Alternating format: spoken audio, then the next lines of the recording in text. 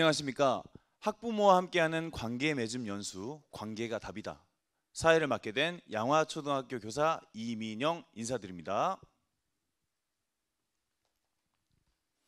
네, 오늘 순서는요 총 2개로 진행됩니다.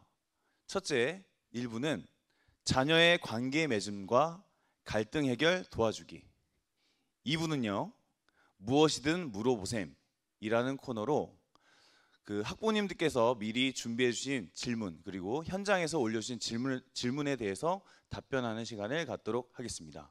진행을 이끌어 주실 우리 세 분의 패널 소개가 있겠습니다.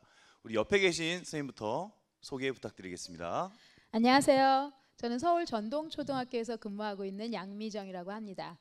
그동안 제가 이제 회복적 생활 교육이라든가 어울림이라든가 이런 인성교육 쪽에 관심을 좀 많이 갖고 공부를 해왔는데, 오늘 부모님들에게 조금이라도 도움이 될 수 있는 그런 기회를 좀 마련하게 돼서 너무 영광이고요.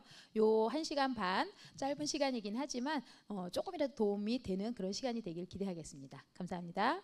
그럼 본격적으로 우리 1부 시작하기 전에 제가 질문 하나 드리겠습니다. 이 시간이 있기 전에 설문을 했습니다.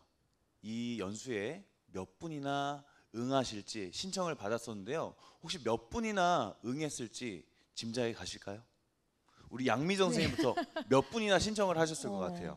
제가 다른 학교 가보면 그렇게 많이 안 하시더라고요. 관계가 네. 자녀 관계를 궁금해하시면서. 그래서 제가 보기에 한 600명? 600명. 그래도 네. 적지 않은 숫자인 것 같습니다. 네. 우리 김태원 선생님은요? 네, 저는 1000명. 1000명. 그래도 1000명은 돼야 이 서울시 교육청의 학부모님들이 모였다 하실 수 있지 않을까 싶습니다. 크게 쌌습니다. 네, 우리 인플루언서를 꿈꾸시는 선생님이십니다. 네. 우리 심현정 장학사님은요? 서울시 관내 학교가 1,300개입니다. 그렇죠. 그러면 적어도 한 3분은 신청을 하셨으면 3,900명 그렇죠. 정도 예상하신 건가요? 맞습니다. 결론부터 말씀드리면 훨씬 높습니다. 네, 초등에서는 3,815명, 중등에서는 3,357명, 고등에서는 1,083명, 기타 219명으로 총 7,374명께서 이 연수를 사전에 신청해 주셨습니다. 초등학교 학부모님들이 굉장히 많이 신청하셨네요. 제가 오늘 1부 때 준비한 질문은 크게 3가지입니다. 네, 그 3가지 질문 중 첫 번째 질문을 드리고자 합니다. 첫 번째 질문은 바로 요즘 학교 어떤가요? 실태 파악을 좀 하고자 합니다. 근데 학교가 어떤가요 하면 좀 어려울 수 있어요. 그래서 3가지 주체로 나눌 수 있겠죠. 학생, 교사, 학부모. 이 3가지 관점에 의거해서 순서대로 말씀해 주시면 감사하겠습니다. 네. 양미정 선생님. 네. 저희 이제 초등학교부터 시작을 좀 해볼게요. 뭐 초중등이 공통적인 것도 있고 차이점이 있긴 한데, 제일 먼저 이제 아이들은 요즘 어떤가? 요즘 아이들의 상태를 이렇게 확인을 해보면 사실은 이제 코로나 이전과 좀 많은 차이가 있다. 많은 이제 언론에서도 보도되고 실제로 학교에서 가르치다 보면 요즘 아이들이 이게 공간적 거리감을 한 3년 동안 코로나로 인해서 겪으면서 심리적 거리감까지 사실 멀어진 상황이다. 맞죠. 그러다 보니까 친구에게 어떻게 다가가야 될지도 잘 모르는 경우가 상당히 많고, 그래서 관계 기술이 많이 약화됐다라는 그런 특징이 좀 있고요. 관계 기술이 약화됐다라는 건 그만큼 다른 친구와 유대감도 약화됐다는 거겠죠. 근데 아이들이 이제 학교에 가서 누군가 친구들과 재밌게 잘 놀고 싶은데 유대감을 잘 느끼지 못한다고 한다는 거는 그만큼 학교의 생활에 관계에 대한 불안이 좀 증폭이 됐다. 네. 이렇게 좀 말씀을 드리고 싶고요. 그럼 또 그런 아이들과 생활하는 선생님은 또 어떨까 생각을 해보면, 지금처럼 이제 정서적으로 어려워진 친구들이 사실 옛날보다 점점 많아지고 있어요. 그렇죠. 옛날에는 뭐 한 학년에 한두 명? 그런데 그러다가 조금씩 한 학급에 한두 명? 근데 이제는 한 학급에 여러 명이 된 상태인 거예요.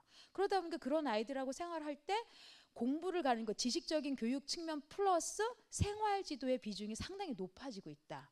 생활지도의 비중이 높아지다 보니까 아이들을 어떻게 좀 잘 대해야 될까에 대한 고민이 많아지는데, 문제는 그것과 더불어 2012년부터 열심히 실시해왔던 학교폭력 예방교육과, 그리고 최근에 아주 강조되고 있는 아동학대 신고, 이런 여러 가지 예방교육으로 더불어서 부모님들도 아이들도 신고 정신이 되게 투철해지셨어요. 그렇죠. 신고를 잘하게 됐습니다. 신고를 잘하게 됐어요. 네.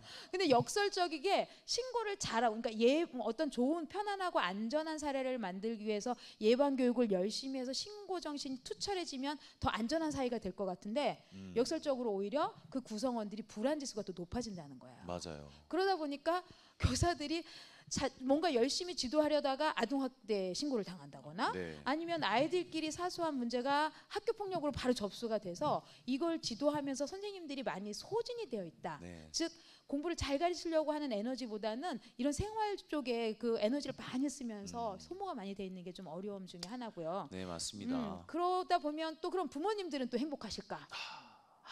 뭐 아이들이 힘들다 하는 건 그 아이들이 생활하고 있는 부모님 가정도 힘들다는 뜻이겠죠. 네.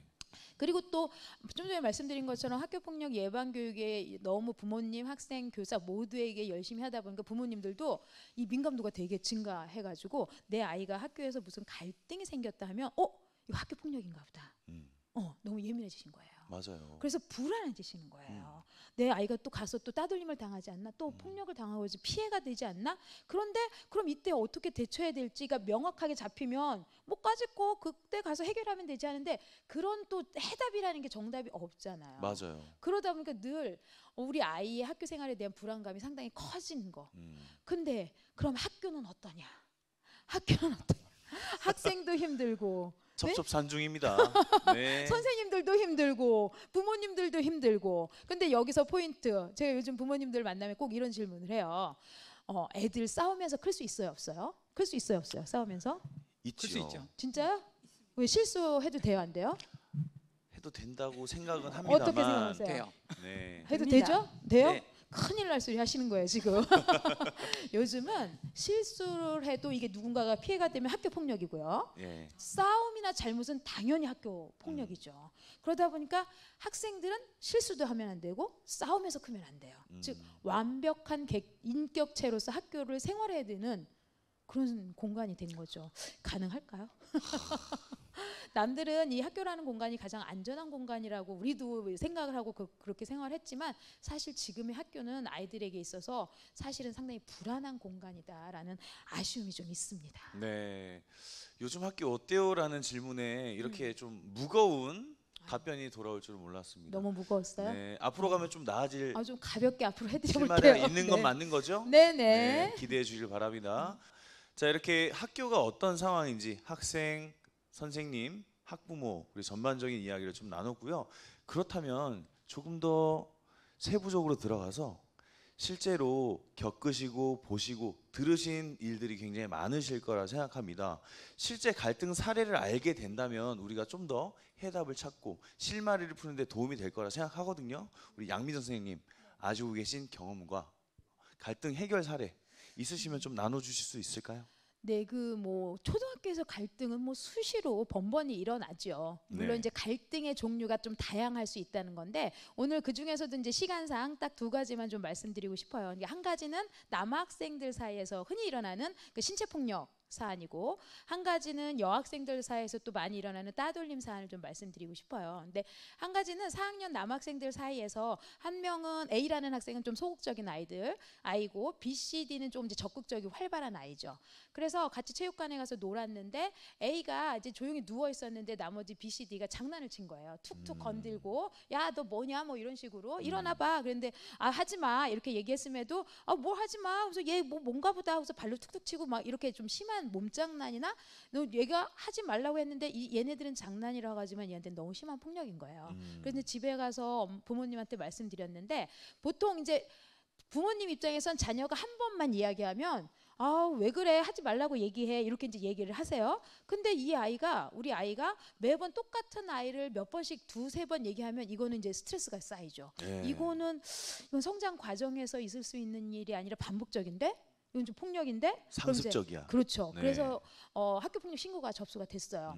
그래가지고 아까 그 장학사님 말씀하신 것처럼 관계 이음 프로그램으로 대화를 이제 마련을 한 거죠. 대화를 마련했는데 막상 가보니까 그 남자아이는 생각보다 상처가 별로 없었던 거예요. 그러면서 사실 부모님한테는 비밀인데요. 저는 지금 괜찮아요. 걔네들이 사과 되게 많이 했거든요, 저한테. 그리고 저는 이제 앞으로는 그만하라고 할 때 그만두기로 걔네들이 약속했고, 그래서 더 이상 사실 이거 안 해도 되는데 저희 엄마가 상대 엄마한테 되게 화가 좀 나 있어요. 그래서 엄마가 어떻게 하면 뭐 엄마랑 자녀를 좀 혼을 내킬까, 그러다 보니까 이런 대화 모임이 있는데 좀 사실 저 이 모임 그닥 원하지 않았어요, 이렇게 얘기를. 그럼에도 대화 모임을 해서 다시 상대의 그 BCD라는 아이가 정말 미안해. 근데 얘네들이 흔히 하는 말이 나 장난이었는데 네가 그렇게 힘든지 몰랐어. 이게 이제 보통 초등학교에서 남학생들 사이에서 있는 말이에요. 그럼 이제 부모 입장에서 몇 번 말했는데 그거 말이 돼? 몰랐다는 게 이렇긴 하지만 의외로 단순하다는 거, 아이들은. 그렇죠.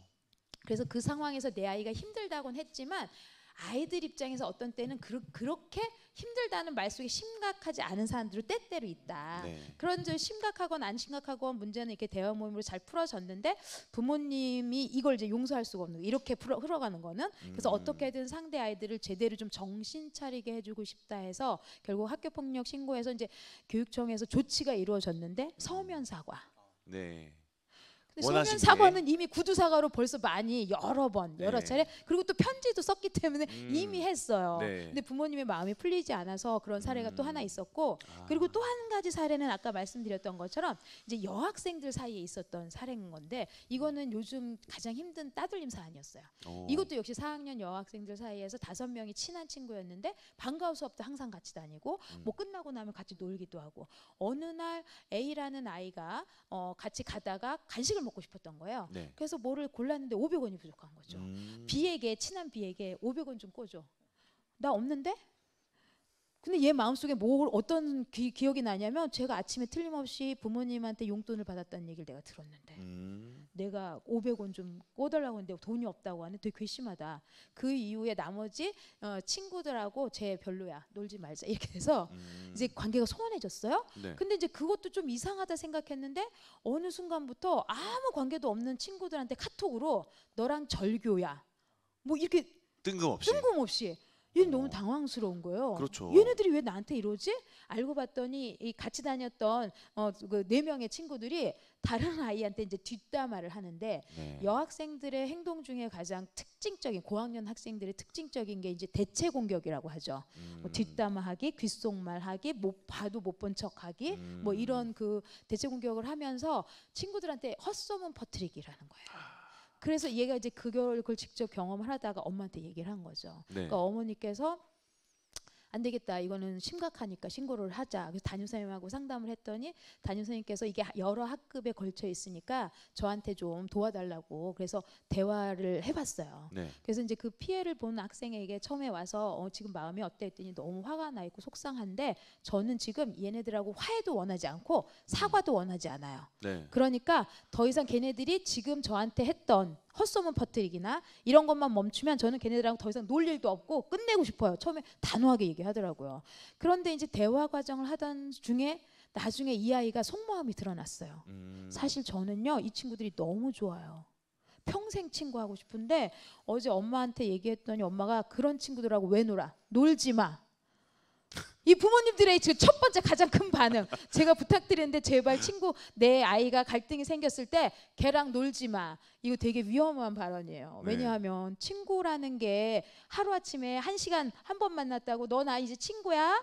근데 오늘 마음에 안 들었어? 자 이제 내일부터 너랑 나 친구하자, 이렇게 되지 않잖아요. 그렇죠. 그래서 얘는 엄마 말을 따르긴 했지만 그럼에도 속마음은 저한테 너무 친구로 하고 싶다. 단 요번에 일에 대해서는 서로 이제 잘 풀고 싶다. 나머지 친구들하고 대화 자리를 마련해서 한 40-50분 대화를 했던 것 같아요. 네. 제일 먼저 이제 질문을 하며 지금 마음이 어떤지, 친구들한테 뭘 말하고 싶어? 이랬더니 이 피해를 받은 따돌림을 당한 아이가 먼저 펑펑 울면서 자기 먼저 하겠대요.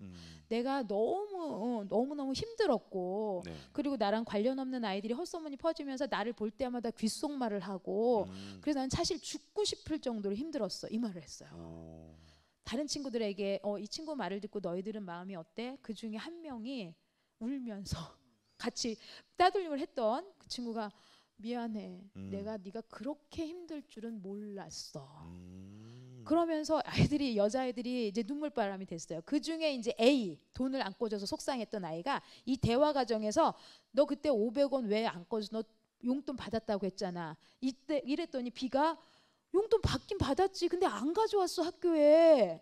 이 말을 아, 듣는 순간 10,000원을 받았던 것도 맞고 응. 그때 500원이 없었던 없는 것도 것도 맞아. 맞고. 근데 아. B가 물어봤으면 될 거. A가 B에게 물어봤으면 됐겠어. 너 용돈 받았다고 했잖아. 그러면 그 돈 좀 꺼주면 안 돼. 이렇게 했어야 되는데 혼자서 돈 받았으면서 나한테 안 꺼줬어? 괘씸하네? 이렇게 네. 그렇죠. 표현이 안 된 거예요. 음. 근데 그 대화 과정 속에서 본인이 오해한 걸 알면서 본인이 막 펑펑 너무 미안하다. 내가 오해했었다. 이게 네. 대화를 잘 풀고 그날 이제 점심 시간에 점심도 밥도 못 먹고 우리 대화를 했던 거였거든요. 네네네. 근데 같이 우리 밥 먹으러 갔으면 좋겠다 해서 늦은 점심을 같이 먹고 웃고 그렇게 잘 마무리가 됐던 그런 사례들도 있습니다. 아, 알겠습니다.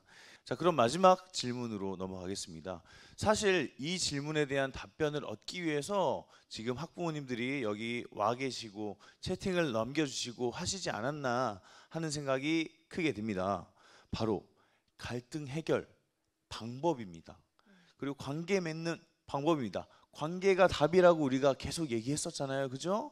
관계를 어떻게 맺어야 하는지, 갈등이 일어나면 어떻게 해결하면 좋은지 속 시원한 방법이 있을까요? 네. 우리 양미정 선생님 알려주세요. 속 시원한 방법하면 살짝 그런데 지금도 이제 댓글도 보니까 네. 관계에 대해서 좀 빨리 얘기해줬으면 좋겠다 뭐 이런 말씀 나오시는 거예요. 그럼 지금부터 PPT를 좀 보면서 할게요. PPT를 좀 띄워보겠습니다. 먼저 이제 관계 맺기가 얼마나 중요한지는 사실 제가 말을 안 해도 다 알아요. 그렇죠? 학생들이 학교에 오는 즐거움 중에 가장 커다란 게 3가지가 있어요. 뭐가 있을 것 같아요? 급식이요. 급식, 딩동댕. 또 체육이요. 체육, 아까 놀이죠, 그렇죠? 네, 체육. 놀이. 또 하나 가장 더 중요한 거 빠졌어요. 친구. 그래서 학교 외관이 그러면은 친구랑 놀라고요. 밥 먹으러요. 그런데 만약에 이 친구 관계가 어렵다 하면 사실은 저학년이건 고학년이건 학교 생활 자체가 어려워져요. 저학년 같은 경우는 관계가 어려운 아이들은 미운 행동들을 그렇게 많이 해요. 네. 나를 싫어하지? 나도 너 싫어해. 그래서 다 잦은 싸움들이 상당히 많이 일어나고 고학년 같은 경우는 아시다시피 관계성이 어려우면 학교 가기 싫어지고 우울로 이어지는 경우가 상당히 많아서 무엇보다도 관계는 상당히 중요하다. 근데 이제 뭐 아시다시피 관계가 이 저학년과 고학년 간의 그 관계의 특성이라든가 갈등의 유형들이 상당히 좀 차이가 있습니다. 저학년 같은 경우는 일시적으로 노는 경우가 상당히 많죠. 유대감이 좀 약하고 그래서 즉흥적으로 놀다가도 즉흥적인 갈등들이 많이 생기고 그래서 사소한 잦은 갈등들이 많은 반면에 고학년은 좀 달라요. 아까 중학교에서 얘기했던 것처럼 누적되는 경우가 많고 그리고 또 무리짓기라든가 또래 관계를 워낙 중요시 여기다 보니까 갈등 자체가 상당히 정서적이고 복합적인 부분이 상당히 많다.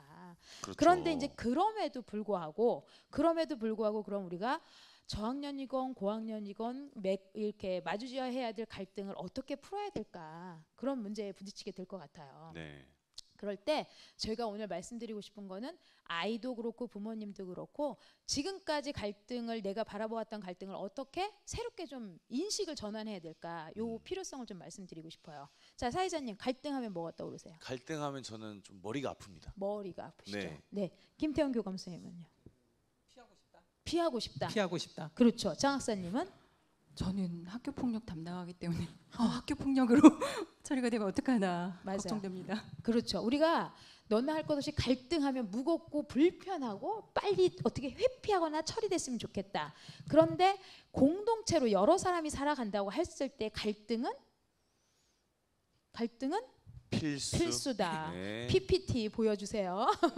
그러면 어쩔 수 없이 맞이할 수밖에 없는 이 갈등에서 우리가 선택할 수 있는 범위가 좀 있었으면 좋겠어요. 네. 무엇을 선택할 수 있을까요?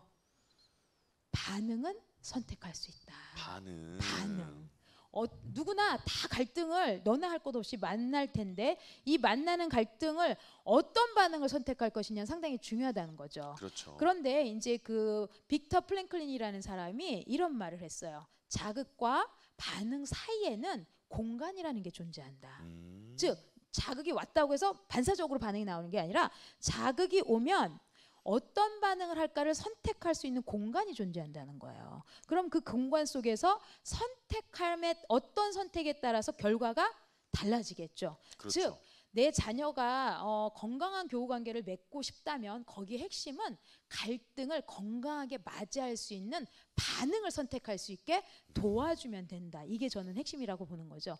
어떻게 건강하게 갈등을 맞이하게 할 것이냐. 네. 그 선택의 힘을 키워주는 것이 결국 어른들이 도와줘야 될 부분이다라고 저는 생각을 합니다. 근데 맞습니다. 거기서 또 부모님들은 또 뭐를 그럼 좀 생각해 주셔야 되냐.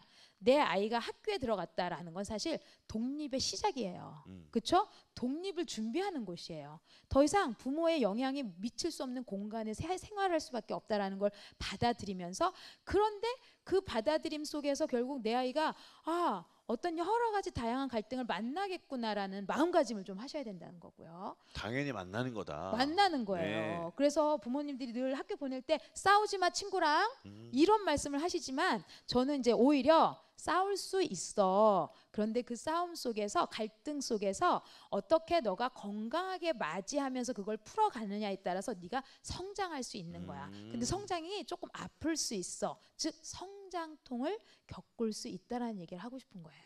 부모님이 이렇게 좀 마음을 먹고 아이에게 또 싸웠어?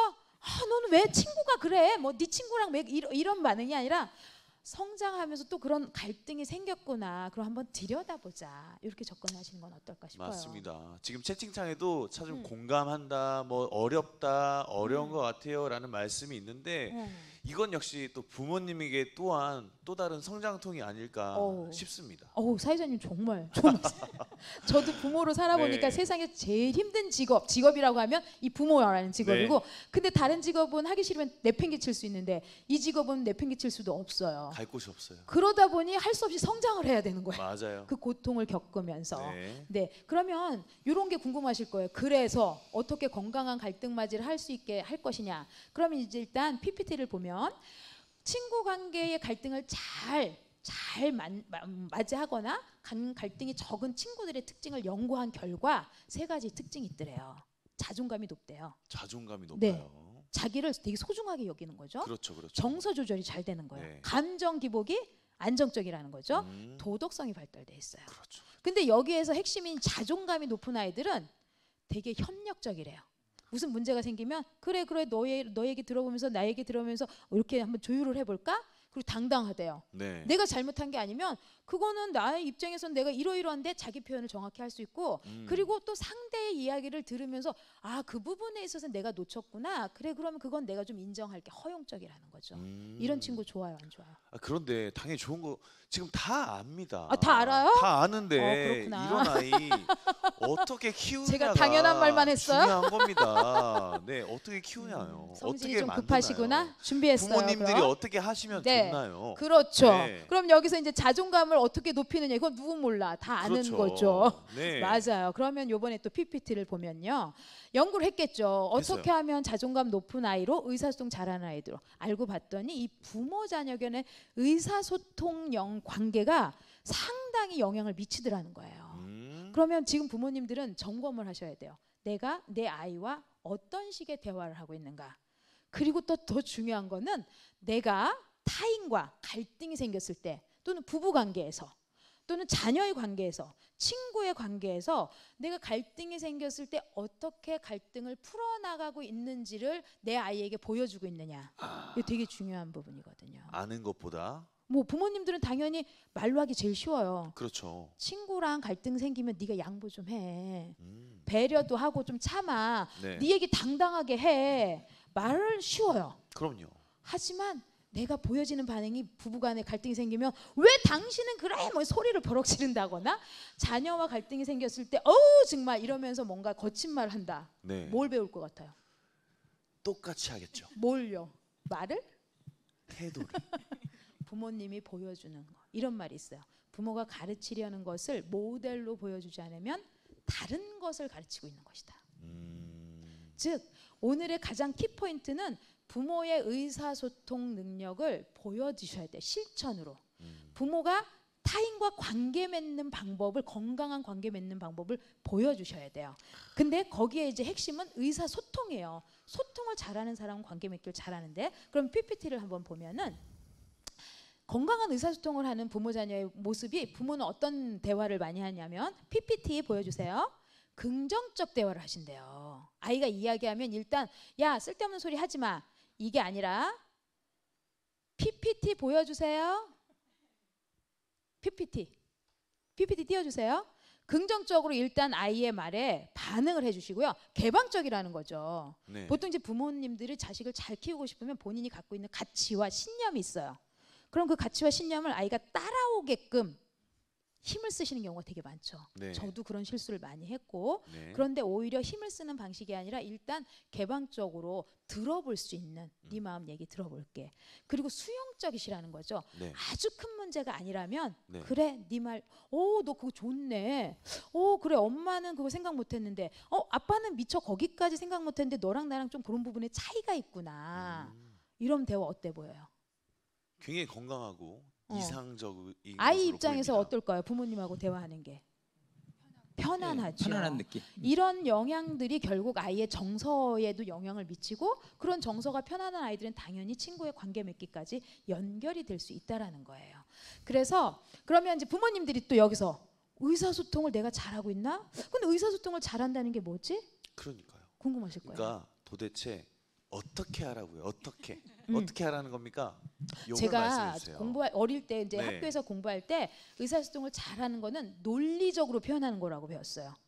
이성적으로 합리적으로 논리로 표현하는 걸 되게 중요시했어요. 그래서 저도 부모가 되었을 때 아이가 잘못하면 따박따박 근거를 댄 주장으로 네가 얼마나 잘못했는지 아주 따지는 걸 되게 잘했었는데 이상하게 네가 얼마나 잘못했는지 따지면 따질수록 아이가 저한테 반항을 하고 소리를 지르는 거예요. 그럼요. 그럼 기가 막히잖아요. 이게 네. 적반하장이지. 네가 뭘 잘했는데 나한테 이렇게 이러는데 내가 그러면 좋은 소리 다 해줬는데. 그러면서 문 꽉 닫고 들어간다거나 그렇죠. 엄마랑은 말이 안 통해 뭐 이런 반응들이 나왔어요. 음. 근데 제가 공부를 하면서 알아차렸어요. PPT 보시면요. 대화 속에는 3가지가 들어있어요. 네. 내 자녀와 건강한 의사소통을 하려면 자녀의 말 속에 무엇이 들어있는지를 아셔야 되는데 이 대화 속에는 3가지가 들어있어요. 사실 내 자녀가 학교에서 갈등을 생겼다. 그러면은 아이가 와서 그럴 거예요. 엄마 나 무슨 일이 있었어. 아빠 나 학교에서 A하고 무슨 일이 있었어. 사실을 얘기할 거예요. 그 짜증나 죽겠어. 나 걔랑 이제 쳐다보기 싫어. 꼴다보기 싫어. 이렇게 얘기했어요. 네. 그러면 짜증나 죽겠어. 걔랑 무슨 일이 있었어. 사실과 느낌은 이야기해요. 뭐가 빠졌을까요? 뭘 원하는지. 네. 욕구가 빠졌어요. 네. 그래서 그 상황에서 네가 뭘 원했어? 근데 아이는 몰라요. 네. 아기도 얘기를 안 하니까 부모님도 그걸 이해하기가 쉽지 않아요. 그렇죠. 근데 진짜 의사소통을 잘하는 사람은 무슨 일이 있었어? 거기에 무슨 느낌이었어. 근데 이 느낌이 왜 생기냐면 내가 바라는 뭐가 있었던 거예요. 예를 들면 내가 바라는 게 충족이 되면 기분이 좋은 거고 괜찮아요. 바라는 게 충족이 안 되면 기분이 나쁜 거예요. 즉 친구 사이에 갈등이 생기고 문제가 생겼다고 와서 나한테 툴툴거릴 때는 그 친구 관계 속에 원하는 뭐가 있었어요. 예를 들면 저 친구가 나를 좀 인정해 줬으면 좋겠다거나 존중을 받고 싶다거나 나랑 뭔가 이렇게 나에게 말을 좀 걸어줬으면 좋겠다거나 편안함을 줘 뭔가 욕구가 있는데 아이들이 욕구를 얘기하지 않죠. 네. 그럴 때 부모님이 엄마가 너의 이야기를 잘 들었는지 확인해 볼게. 내가 네 말을 들어보니까 오늘 학교에서 이런 일이 있었구나 사실. 근데 네. 그 일로 지금 되게 속상한 것 같아. 엄마가 들어보니까 느낌. 근데 그 속상한 마음 속에는 그 친구가 네 말을 좀 귀담아 들었으면 좋겠는데 귀담아 듣지도 않고 들은 척도 안 하는 그 부분에서 혹시 무시당한 것 같은 그런 생각이 들어서 존중받고 싶은 마음이 있었던 것 같아. 엄마가 네 말 잘 들었니? 맞아요, 엄마. 이럴 것 같은데요? 어때요? 이 건강한 의사소통 같아요? 너무요. 만약에 엄마가 이렇게 내 말 속에 있는 사실과 느낌, 욕구까지 알아차리는 걸 자꾸 반복해서 보여주신다면 아이의 대화 방식은 어떨 것 같아요? 그런 식으로 발전할 것 같습니다. 즉 네. 소통을 잘한다는 건 내 마음의 사실 느낌 속에 깊이 있는 욕구를 표현을 잘하면 상대도 나의 필요가 무엇인지를 알고 들어줄 확률이 높죠. 응해주겠죠. 네. 네. 또 반대로 상대의 말 속에 그런 일이 있었고 느낌이 있었는데 그 느낌은 너가 이런 걸 원하는 거였지 알아차려서 내가 그걸 인정해주면 상대 마음이 열리겠죠. 네. 그럼 관계가 훨씬 수월해진다라는 거예요. 즉 지금부터 이제 부모님이 내가 뭘 도와줘야 될까요? 늘 많은 질문이 있으세요. 그럴 때 자녀가 갈등을 갖고 학교에 친구 관계에 어려움이 오면 우리는 당장 어떻게 도와줘? 해결 방법이 뭐지? 해결 방법부터 찾는데 사실은 아이가 힘을 얻는 순간은 나의 힘듦을 부모님이 감정과 감정 속의 욕구를 알아차려 주셨을 때 에너지가 생긴다는 거예요. 마음에 근육이 생긴다는 거예요. 그렇죠. 그 근육은 단시간에 생기지 않는다는 거 아시죠? 쌓이고 쌓여서 지속적인 시간이 필요하다는 거죠. 네, 맞습니다. 네, 그런 부분에서 부모님들이 아이의 말 속에 꼭 느낌과 욕구를 좀 집중해서 주목해 주셔라. 그런 말씀을 드리고 싶어요. 네. 네. 지금 실시간 채팅을 조금 말씀드리겠습니다. 네. 욕구 표현한다는 게 쉽지 않다. 맞아요. 부모가 전문가가 되어야 하네요. 진짜 연습해야 하나 봐요. 얘기를 들어주는 것만으로 충분할 듯합니다. 되게 제 중요한 속 얘기하는 게 말씀이세요. 어려워하는데 저부터 노력해야겠네요. 등등 좋은 음. 말씀들 많이 해주시고 사실 이것 저희가 짧은 시간에 전달을 해주는 거라 이게 뭐 하루아침에 되는 게 사실 아니잖아요. 저게 댓글 보면은 부모가 전문가가 되어야 하네요. 그 부모와 아이 사이라는 책을 쓰신 하임지 기너트라는 분이 있어요. 이게 미국의 1970년대 네, 그분 알아요. 아시죠? 네. 유명해요. 그분은 네. 교사와 학생 사이도 썼고 부모와 아이 사이, 부모와 10대 사이를 썼는데 그분이 뭐라고 했냐면 부모가 전문가가 아니고 나는 아이를 사랑해 그리고 난 잘 키울 수 있어 그냥 이렇게 이야기하는 거는 마치 외과 의사가 나 뭐 수술 같은 거 그 정도 할 수 있어 기술을 배우지도 않고 그냥 뭐 나 믿어 나만 믿어 내가 수술 잘해줄게 하고 허세를 부리는 것과 똑같다라고 얘기했어요. 즉 부모는 자식을 사랑하는 마음과 덧붙여서 기술이 있어야 된다고 했어요. 방법을 익혀야 되는 방법을 배워야 된다고 했어요. 네. 근데 우리는 배우고 부모가 되지 않아요. 맞아요. 그냥 부모가 돼요. 네. 키우면서 전문가가 돼야겠구나 느껴요. 네. 그 사이에 많은 시행착오를 겪어요. 네. 그렇지만 어쩔 수 없어요. 네. 그런데 지금 이 공간에 참여하신 이분들은 그 의지가 있으신 거예요. 전문가가 되기 위한 준비를 네. 하고 계시는 거고 배우시는데 책을 읽으시면서 제일 의사소통을 좀 배워주셨으면 좋겠고 그리고 갈등을 아이들이 당연히 겪을 때 제가 부탁드리고 싶은 거 딱 두 가지가 있어요. 첫 번째는 PPT를 좀 보여주세요. 갈등이 생겼을 때 아까 성공 사례와 실패 사례가 있을 때 가장 큰 차이점은 그 갈등 해결의 주체를 부모로 볼 것이냐 자녀로 볼 것이냐예요. 네. 근데 많은 부모님들이 가슴이 아프다 보니까 내가 주체가 돼요. 내가 주체가 돼서 내가 다 해결해주고 다 싸워줄게. 상대 부모와 통화들을 한다든가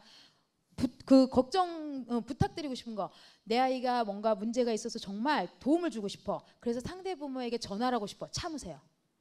이건 99% 크게 더 감정 싸움으로 번질 수밖에 없다. 여기에도 이제 댓글에도 많이 나오듯이 부모들 사이에도 유형이 있잖아요. 아까 네. 무슨 형 무슨 형 무슨 형 네. 그만큼 갈등 상황을 바라보는 시각 차이가 엄청난 차이가 있어요. 온도 차이가. 나는 이게 너무 심각한데 부모한테 상대 부모한테 얘기했더니 아유 뭐 그럴 수도 있죠. 화가 나는 거예요. 네. 그래서 이럴 때 절대 부모님이 만약에 내가 도움을 주고 싶다 그러면 학교 담임 선생님을 참석한 상태에서 그래서 상대 부모님을 만난다든가 상대 아이를 만나서 안전하게 대화를 주고받는 방식이 훨씬 더 자녀의 도움이 많이 된다. 그 말씀을 드리고 싶고요. 제가 네. 너무 많은 말씀을 드린 것 같아. 중요한 건 이제 갈등이 생겼을 때 포인트를 무엇에 두느냐 되게 중요해요. 부모님이 상대 아이와 부모를 아주 뭐랄까 정신 차리게 만들어서 처벌을 해야겠어. 이거에 포인트를 맞추면 어떻게 혼내켜 줄까가 되는데 사실 이 상황에서 더 중요한 건 내 아이가 어떤 피해를 받는데 이 피해를 어떻게 회복시킬 거냐가 그렇죠. 더 중요한 거예요. 네. 근데 부모님들이 착각하시는 게 상대 부모를 혼내켜 주면 내 아이가 치유가 될 것이다. 상대 부모가 처벌받거나 상대 아이가 처벌받는 건 속이 시원할 수는 있어요. 다신 못 그러게 해야지. 네. 그런데 내 아이의 피해가 상처가 회복이 됐다라는 증거는 없어요. 맞아요. 그래서 어떤 것이 내 아이의 상처를 회복하느냐, 즉 돌봄과 치유에 그래서 어떻게 성장하게 도와주느냐, 무엇이 내 아이의 성장에 도움이 될까를 좀 더 심사숙고하셔서 지원하시는 방식이었으면 좋겠다는 부탁을 드리고 싶습니다. 네. 사실 지금 말씀하신 것들을 얼핏 생각해 보면은 다들 아는 내용일 수 있습니다.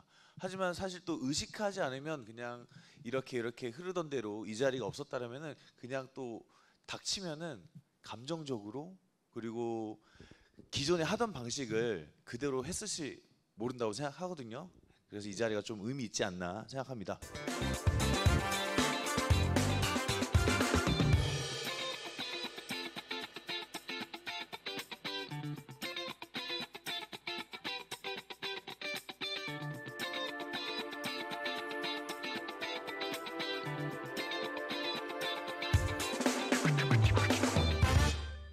이분은 아까 말씀드렸던 것처럼 무엇이든 물어보셈이라는 프로그램으로서 사전에 받았던 질문 내용 그리고 현장에서 올려주시는 궁금한 내용들을 출인 후에 저희 여기 계신 전문가 패널분들께 답변을 듣는 시간입니다. 그럼 우선 제가 정말 많은 질문들이 들어왔어요. 사실 이것들을 다 답하지 못할 것 같아서 일단 미안한 마음이 먼저 드는데요. 그 중에서도 굉장히 많은 비중을 차지했고 저희가 조금 답을 할 수 있을 부분 추려서 질문 드리도록 하겠습니다. 일단 초등에서 먼저 답해 주시고요. 중등 이런 순으로 답해 주시면 될 것 같습니다. 첫 번째 질문은 따돌림이라는 키워드입니다. 네. 주변에서 따돌림이나 학교 폭력을 목격했을 때 어떻게 대처하라고 지도해야 할까요? 라는 질문들이 생각보다 많이 있었습니다. 맞아요. 여기에 좀 답변해 주실 수 있을까요?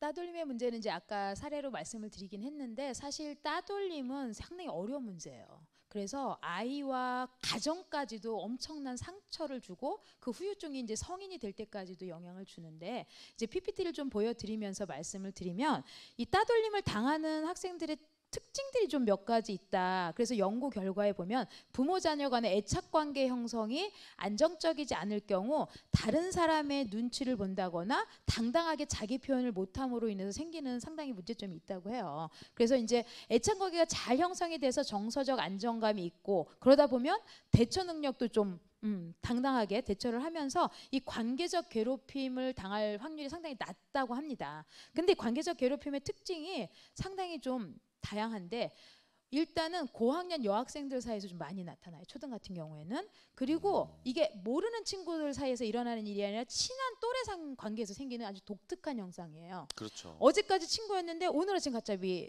모른 척을 한다거나 뭐 이런 일이에요. 근데 오늘은 내가 피해자였는데 내일은 또 제가 피해자예요.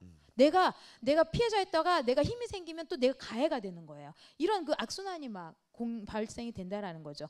그래서 사실은 초기에 발견이 쉽지가 않은 게 이 가장 큰 어려움이에요. 맞아요. 왜냐하면 친구끼리의 문제니까 어떻게든 잘 풀어가려고 아이들이 하다가 그러다가 이게 도저히 참을 수 없을 때 뻥 터져서 시간이 흐르고 쌓이고 네. 쌓이다가 네. 끝에 이제 터지는 자기네들도 거죠. 어떻게 할 바 없을 때 이럴 때 이제 생기는데 네. 그러면 이제 그럴 때 부모님이 어떻게 해주시냐 PPT를 좀 보면은 일단 아이가 아까 말씀드린 것처럼 고학년 같은 경우에 관계성에 어려움이 생기면은 학교 가기 싫죠. 우울해요. 네. 표정이 아무리 뭐 즐거운 일이 있어도 별로 좋은 일이 없는 것처럼 표정이 늘 불편해요.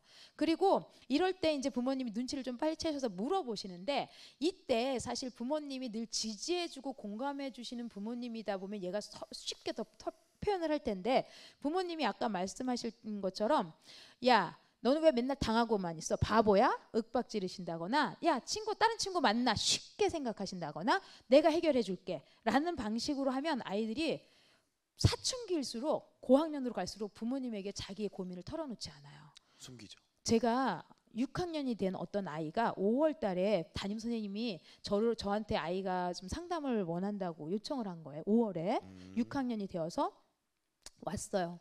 근데 얘가 펑펑 울면서 자기는 죽고 싶대요. 뭐가 그렇게 힘드니 2월 달에 자기랑 절친한 친구가 있었는데 걔랑 문제가 생겨가지고 얘기를 못하고 있었는데 자기가 아무리 사과를 하려고 쫓아가도 이 친구가 자기를 받아주지 않는데요. 네. 그런데 선생님 제가 이야기를 하기 전에 약속을 좀 지켜주세요. 무슨 약속? 이거 우리 엄마 아빠한테 얘기하지 말아주세요. 너무 가슴이 아팠어요. 왜? 지난번에 이 얘기 했다가 엄마한테 혼났어요. 그리고 또 이 얘기하면 엄마가 걱정하세요. 그자나도 힘드신데 그러면서 얘기를 하지 말라는 거예요. 네. 그래서 혼자 끙끙 앓고 있다가 자기가 정말 죽을 정도로 힘드니까 찾아온 거예요.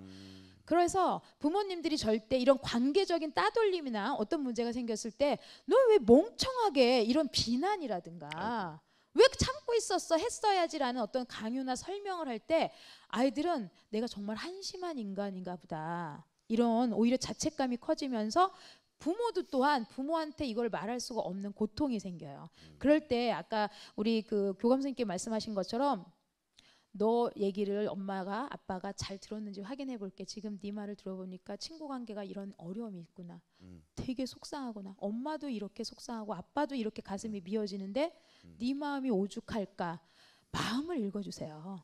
아까 부모님들이 어떻게 대처할까 방법을 자꾸 알려달라고 하시는데 방법을 알려준들 그 아이가 그걸 써먹을 용기가 없고 역량이 없으면 부모가 지도하는 방법이 통하지가 않아요. 그러면 그 역량, 용기를 내서 자기 표현을 할 수 있는 힘이 생기려면 내 마음을 공감해주는 지지 세력이 있어야 되는 거예요. 네. 새싹이 처음에 쭉쭉쭉 자라다가도 어느 순간 이게 흐트러질 때 그때 대신 그 싹이 되어서 부모가 해줄 수 없으면 대신 옆에 지지대가 되어주듯이 옆에서 버텨줄 수 있는 힘은 그 아이의 마음과 부모의 마음이 하나 되어서 너를 네가 지금 힘들지만 엄마 아빠는 널 늘 응원할 거고 어떻게든 도와줄게. 네가 힘들면 말을 해.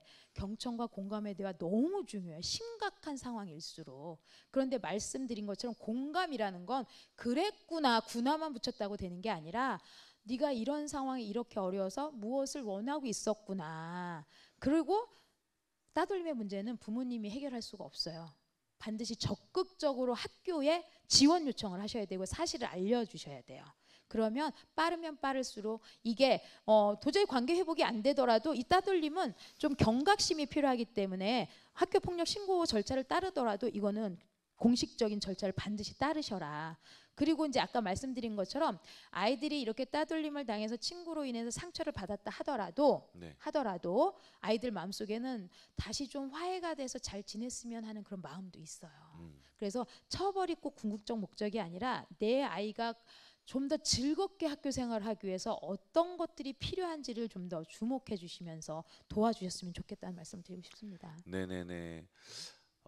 아까 말씀하셨을 때 너 왜 그랬어? 너 왜 가만히 있었어? 라고 말씀하셨을 그 어떤 부모님의 마음 역시 저는 이해됩니다.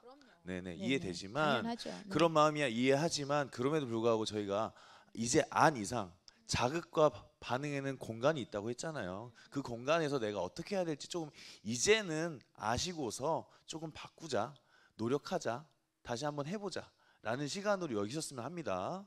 네, 그럼 두 번째 질문 드리도록 하겠습니다. 네, 저희 세상엔 참 적극적인 아이들만 있었으면 좋겠고 그리고 내 아이도 아이와 원만하게 잘 소통을 하고 지냈으면 좋겠지만 그렇지 않은 아이들도 내 자녀일 수도 있고요. 또 주변에 있을 수 있습니다. 두 번째 질문은 그런 내용입니다. 내향적이고 소극적인 아이, 친구가 없는 아이가 있습니다. 친구 사귀게 도와주는 방법 뭘까요? 네, 계속 이제 이런 질문들을 많이 하세요. 근데 이미 이제 앞서서 많이 말씀을 드렸어요. PPT를 좀 보여드리면 사실 원만한 또래 관계의 중심 요소 아까 말씀드렸어요. 자존감이에요. 자존감. 그러니까 내가 되게 소중한 사람이고 내가 누군가에게 영향을 미칠 수 있다라는 마음을 갖고 있으면 사실 외부에 아이들이 우리도 어른들도 성장하면서 여러 가지 정말 뭐 별의별 갈등 사항들이 많잖아요. 네. 근데 그 속에서 우리가 살아남는 방법은 마음의 근육을 키우는 거고 그 근육이 튼튼하다는 건 내가 정말 이거를 버틸 수 있는 힘이 있다는 거예요. 그게 그 자존감이거든요. 그렇죠. 그럼 자존감을 어떻게 키우느냐가 되게 중요한데 자존감은 당연히 소중한 경험, 내가 존중받은 경험이에요. 그럼 아이들이 가정에서 부모님한테 언제 존중받는가 한번 생각을 해보세요. 부모님들은 내가 자랄 때 나의 부모님한테 언제 존중받았을까? 저는 생각하면 내가 어떤 무언가를 이야기했을 때 들어주시는 거죠. 근데 우리가 그런 실수를 많이 해요. 그래 말해봐. 들으라고 했으니까 경청을 해야지. 근데 엄마 지금 설거지 해야 되니까 말해. 눈도 마주치지 않아요. 사실 진정한 존중은 나한테 몰입하고 있느냐. 나한테 정말. 그래서 그 눈 마주침 하면서 그 말 속에 감정과 그리고 그 아이의 말에 일단 네가 한 말은 이러이러한 뜻이라는 걸 엄마가 이해했는데 맞아? 확인을 해주시는 거고 거기에 있는 그대로 인정하는 게 되게 중요한데 부모님들이 걱정이 소심한 아이면 소심해서 걱정 맞아요. 적극적이면 적극적이라서 걱정 너무 나대는 네. 것 같아서 걱정 이 걱정 저 걱정이에요. 그런데 부모님들도 어릴 때 한번 생각해 보세요. 누군가는 소극적이었을 거고 누군가는 적극적이었어요. 그런데 그 기질적 특징에 따라 친구를 맺는 유형도 달라요. 네. 소극적이라고 해서 친구가 없는 것도 아니고요. 적극적이라고 해서 친구가 많은 것도 아니에요. 중요한 건 소극적이라지만 소심하게 저 같은 경우 만약에 지금 내 아이가 소극적이라 친구 맺는 게 어렵다. 있는 그대로를 인정해 줄 때 자기 자신에 대한 힘이 생기는 거죠. 맞아요. 너 친구랑 다가가는 게 너는 되게 어려운 거야? 나는 친구한테 다가가는 게 어려워. 되게 조심스러운 거구나. 그 조심스러운 게 뭐에서 나왔을까? 엄마가 생각해 보면은 너는 친구를 막 이 사람 저 사람 사귀다가 자칫하면 상처받을 수 있을 거에 대한 걱정도 있는 것 같아. 그래서 너는 되게 조심스럽게 친구를 사귀고 싶어 하는 것 같은데 엄마가 네 마음을 잘 읽어줬는지 모르겠어. 이렇게 대화하면 어떨 것 같아요? 아이가 그래도 내가 하는 행동이 잘못된 게 아니고 그냥 나는 이런 아이구나라고 좀 받아들이지 않을까 싶습니다. 근데 거기다 네. 대고 아니 왜 너는 남들처럼 친구가 없어? 왜 친구한테 가질 못해? 용기가 없는데 엄마가 왜 친구 사귀어 한다고 용기 없는 애가 갑자기 하룻밤에 용기가 벌떡 생기지 않아요. 엄마 닮아서 그래. 맞아요. 대부분 친구 갖는 유형은 부모의 유형하고 닮아 있어요. 그럴 때 어려울 수 있어. 엄마도 어릴 때 친구한테 다가가는 게 쉽지는 않더라. 그래서 그런 것들을 하나하나 배워가는 게 그게 성장이야. 네가 그걸 지금부터 다 하면 엄마가 무슨 걱정이야? 그럼 너 학교 갈 필요도 없어. 지금 성인이야. 엄마랑 똑같아. 그런데 그런 것들을 하나씩 하나씩 조금 힘들 수 있어. 힘들 수 있고 나는 친구가 지금 당장 네가 없어도 엄마는 그 자체로 소중해. 친구 조금씩 사귀는 법을 우리 같이 연습해 보자. 엄마 아빠가 도와줘 볼게. 감동적이에요? 감사해요. 이런 좀 여유가 있었으면 좋겠다. 그런 말씀을 좀 드리고 싶어요. 그래서 요걸 꼭 기억해 주세요. 공감을 많이 받는, 지금 PPT 보여주세요. 공감을 많이 받는 아이일수록 자기 감정을 인식해서 남에게 표현하기도 쉽고 네. 또 남의 감정을 파악해서 그 사람의 욕구를 이해하기가 쉽다는 거예요. 네. 공감, 감정을 많이 존중받은 아이들은 이런 존중받은 아이들에게 그러면 좀 더 구체적으로 말씀드리고 싶으면 이 두 가지를 기억해 주세요. 부모님들이 자꾸 설명하려고 해요. 맞아요. 내가 아니까, 내가 살아보니까 말이야. 어른이 이미 다 알고 있죠. 그리고 걱정 마, 마치 걱정 마, 다 해결돼, 이런 식의 대화법이라든가 그런 설명 말고 질문해 주시는 거예요. 지금 이 상황에서 넌 뭐가 가장 힘들어? 네가 그러면 뭐뭐를 해볼 수 있을까? 너는 그 친구에서 뭘 원했었던 거야? 그 친구와 그런 관계 속에서 제일 속상했던 점은 뭐지? 이런 질문을 좀 해주세요. 네. 그럼 아이가 생각을 하겠죠. 그리고 플러스 그럼 거기서 네가 뭘 할 수 있겠니? 질문을 하는데 네. 아직 어리잖아요. 그럼 대부분의 아이들이 엄마가 이렇게 배웠어. 엄마 아빠 부모 교육 배웠으니까 이제 오늘부터 나한테 질문해야지 애한테. 그래서 좀 갈등을 겪었어. 해보세요. 네, 해볼게요. 해보세요. 그래 오늘 너 무슨 일이 있었어? 뭐 친구랑 싸웠다는 거야? 갑자기 왜 이래? 내가 너랑 노력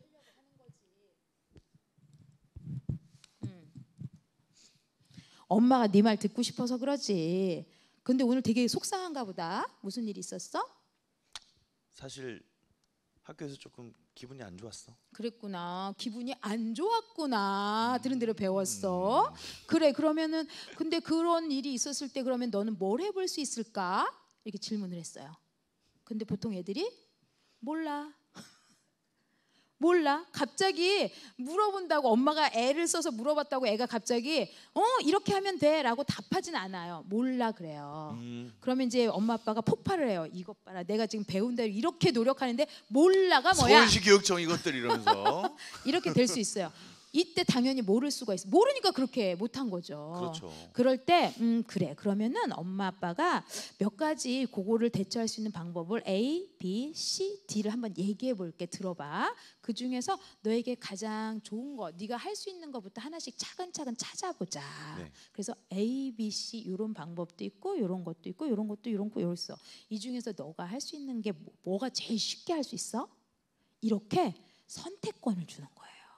그러면 그 선택을 하는 순간 주도성이 발휘가 되는 거죠. 자기가 책임져야죠. 그러면서 네. 그걸 한번 해보고 내 눈높이에 맞고 내 용량에 맞는 선택을 본인이 했겠죠. 네. 실천할 가능성이 높을까요, 낮을까요? 높아지죠. 높아지는 거죠. 그래서 부모님들한테 두 가지 꼭 기억하고 싶은 거 설명하지 말고 질문하라.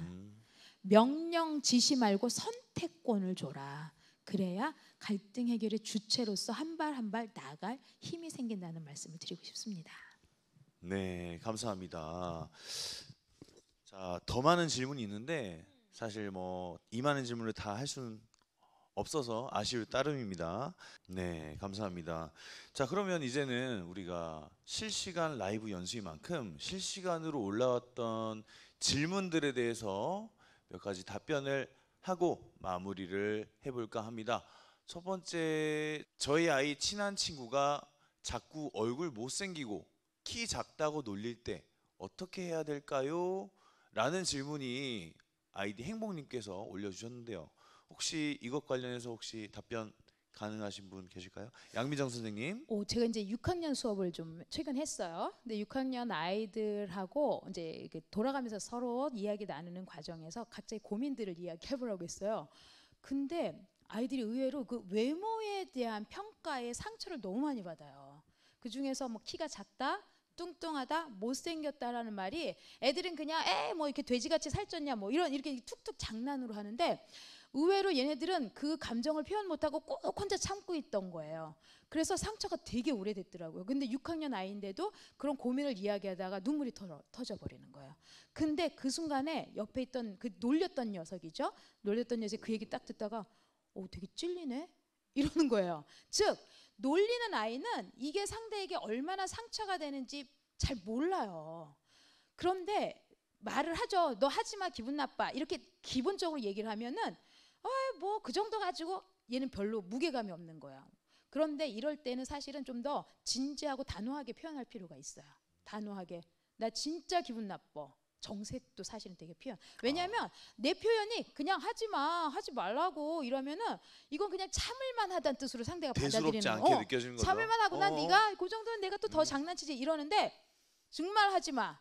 그런데 이제 그 고민을 익명으로 써서 대화를 해본 적이 있었어요. 그랬더니 거기 이제 그 익명으로 친구들이 날 못생겼다고 하고 돼지 같다고 할 때 너무 슬프다. 그런데 내가 그걸 하지 말라고 몇 번을 얘기했대요. 몇 번을 얘기했는데도 또 장난이다 생각해가지고 또 그걸 또 몇 번을 반복하더래요. 그래서 얘가 뭐라고 거기다 썼냐면 학교 폭력으로 신고할까 할 정도로 심각했는데 차마 친구니까 신고할 정도는 못했어요. 이렇게 고민을 써서 그걸 제가 읽어줬더니 옆에 있는 애가 찔려. 난 것 같아. 뭐 이러면서 근데 얘가 느꼈던 건 바로 그거예요. 그 정도로 힘들었어? 사실 상대는 잘 모른다는 거예요. 그래서 부모님이 만약에 그걸 또 아이에게 한다 그러면 특히 왜 순한 애들이 화나면 우리 무섭다고 하듯이 정색을 할 필요는 있어요. 네. 진짜 싫어. 분명하고 단호하게. 분명하게 자기 표현. 분명한 자기 표현이 사실은 상당히 중요하다. 네. 그럼 이제 부모님이 또 걱정하셔. 내 아이는 그거 못하는데 정말 못할 것 같으면 전 그 아까 선택권을 주라고 했잖아요. 야 가서 분명하게 말하라고 했잖아. 이건 명령이에요. 네. 그러면 이제 네가 뭘 할 수 있을까? 몰라. 엄마가 생각하기엔 네가 직접 이렇게 단호하게 표현한 방법이 있을 거야. 근데 그게 너무 힘들면 선생님한테 정말 이건 너무 힘든 상황이야라고 선생님한테 부탁할 수 있을 것 같아. 그리고 그것조차 힘들면 그때 엄마가 뭐 쪽지라도 이렇게 써서 보내줄 수 있을 것 같아. 이렇게 쭉 있는데 이 중에 그럼 너는 뭐가 너한테 가장 그래도 뭘 할 수 쉽고 있겠어? 도움이 될 수 있겠어? 선택권 주기. 네. 그래서 아이 수준에서 할 수 있거나 없으면 그때 부모님이 그럼 내가 이렇게 지원하는 거 괜찮을까? 동의를 구하세요. 동의. 이게 좀 필요하다고 봅니다. 예, 알겠습니다. 실질적으로 이제 필요한 게 뭔지 알았는데 또 이제 우리 잊어버리고 이렇게 해야 돼라고 강요하지 마시고 아이가 스스로 선택할 수 있도록 해야 된다는 게 중요하다는 점. 결국 그게 자신의 역량이 된다는 점 기억하시길 바라겠습니다. 늦은 시간까지 우리 함께 해주신 많은 학부모님들, 새 패널분들께 다시 한번 감사의 말씀드립니다. 자, 그럼 이상으로 학부모와 함께하는 관계 맺음 연수 실시간 라이브 관계가 답이다 마치도록 하겠습니다. 감사합니다. 감사합니다.